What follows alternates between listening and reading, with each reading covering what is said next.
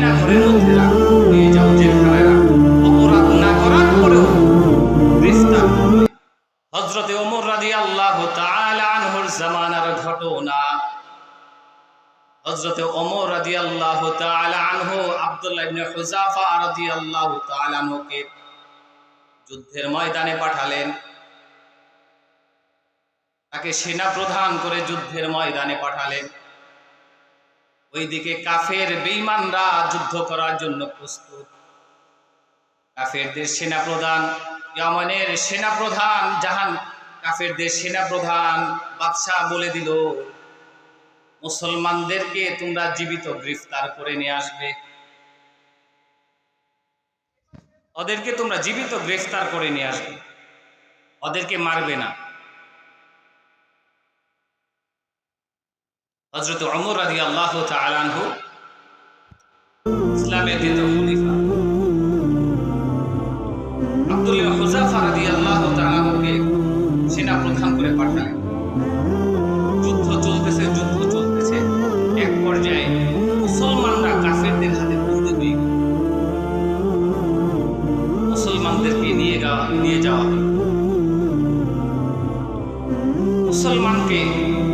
মুসলমানদেরকে যখন নিয়ে যাওয়া হলো, সাহাবায়ে কেরামদেরকে যখন নিয়ে যাওয়া হলো, সাহাবায়ে কেরামদের মধ্যে যে লিডার ছিল, যে আমির সাহেব ছিল, তাকে অফার করলেন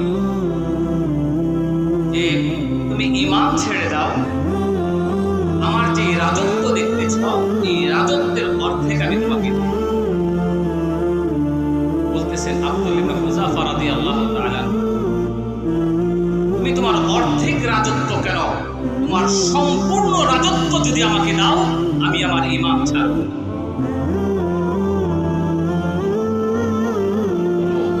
কেন? বলে না, আমি আমার ঈমান ছাড়তে পারব। ঠিক আছে, দেখি, গ্রেফতার করো, নিয়ে যাও জেলখানায় রাখো। স্বাভাবিক জেলখানায় রাখবে না, যেখানে মানুষ সবাই থাকে সেখানে রাখবে। ওকে আয়না ঘরের মধ্যে রাখো, ওকে বন্দী করে রাখো, ওকে খাবার দেবে না। যখন খাবার চাইবে, যখন মৃত্যুর সময় চলে আসবে, একজন ডাক্তার তার পেছনে থাকবে। যখন মৃত্যু চলে আসবে অনাহার কষ্টে খিদার কারণে, তখন তার সামনে খাবার পেশ নিয়ে যাওয়া হলো জালেমের জেলখানার মধ্যে। অপরাধ না করার পরেও গ্রেফতার করলে। যখন হৃদয় কাতর হয়ে গেছে, দুর্বল হয়ে গেছে, কথা বলতে পারে না, এখন ডাক্তার খবর দিয়েছেন যদি এখন খাবার না খাওয়াই তাহলে মৃত্যুবরণ করবে। বলে খাবার তাড়াতাড়ি দাও, শুকুরের গোশত এবং মদ। শুকুরের গোশত মুসলমানের জন্য হালাল না হারাম?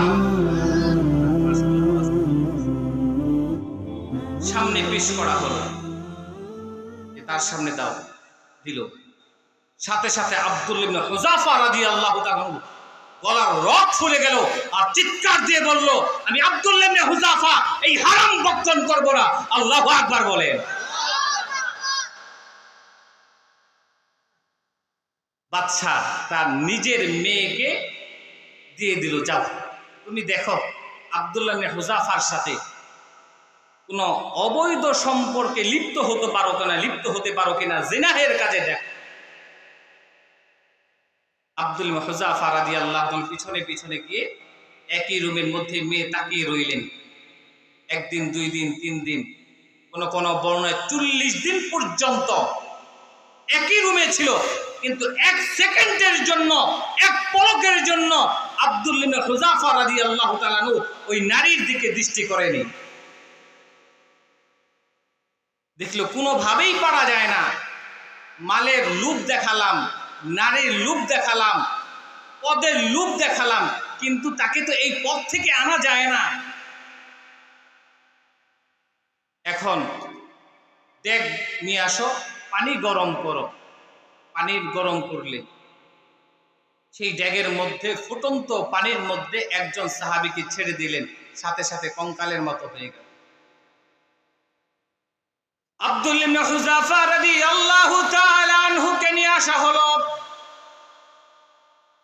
আব্দুল্লাহ ইবনে হুযাফা রাদিয়াল্লাহু তাআলা আনহুকে যখন ডেকে সামনে নিয়ে আসে, হযরত আব্দুল্লাহ ইবনে হুযাফা রাদিয়াল্লাহু তাআলা আনহু দুই চোখের পানি ছেড়ে দেয়।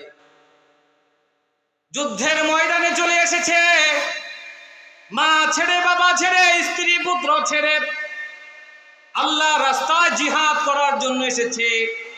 তাকে জেলখানার মধ্যে বন্দী করা হয়েছে। তার সাথীগুলাকে, একজন সাথীকে এখন ফুটন্ত পানির মধ্যে তাকে দিয়ে দেওয়া হয়েছে। আব্দুল্লাহ ইবনে হুযাফা রাদিয়াল্লাহু তাআলা আনহুর পালা। এখন বাচ্চা তার সিংহাসন থেকে নেমে এসেছে। এই আব্দুল্লাহ ইবনে হুযাফা, তোমার কি এখন বুঝ আসছে? কান্না করতেছ, জোর জোর করে তুমি কান্না করতেছ, চিৎকার করতেছ।